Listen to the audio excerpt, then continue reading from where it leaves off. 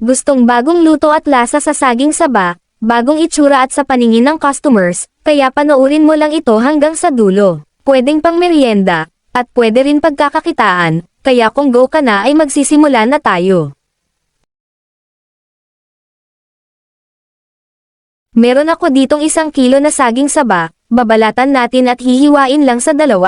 Kung sobrang laki naman ng saging, ay hiwain mo lang ito sa 3.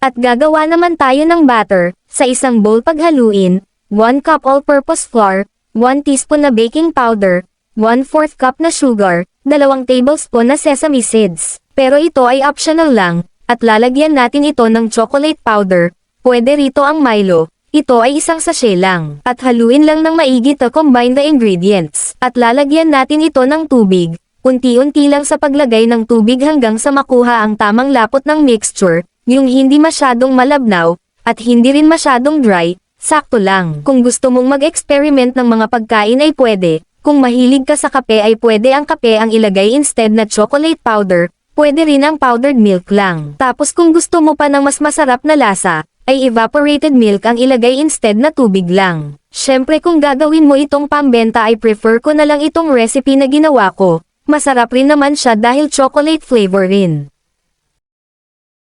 After makot ng mga saging sa batter na ginawa ay prituhin lang ang mga ito, hanggang sa maluto both sides. Sobrang bango nito, dahil na rin sa sesame seeds na nilagay natin at sa choco powder flavor. Sa di na rami-rami ng mga luto sa saging saba, ito ay similar lang din sa maruya, pero ang pinagkaiba lang nito, ay sa itsura, texture at sa tamis, sobrang magugustuhan ito ng mga bata, at pati na rin ng mga matatanda, hindi mahirap kainin, hindi matigas kainin dahil sa baking powder na nilagay. At kung gagawin mo itong negosyo ay tiyak kikita ka nito, dahil bago na naman sa paningin ni customer. Yung lasa niya ay parang binangkal, kaya kung ako sa inyo ay itatry ko talaga ito.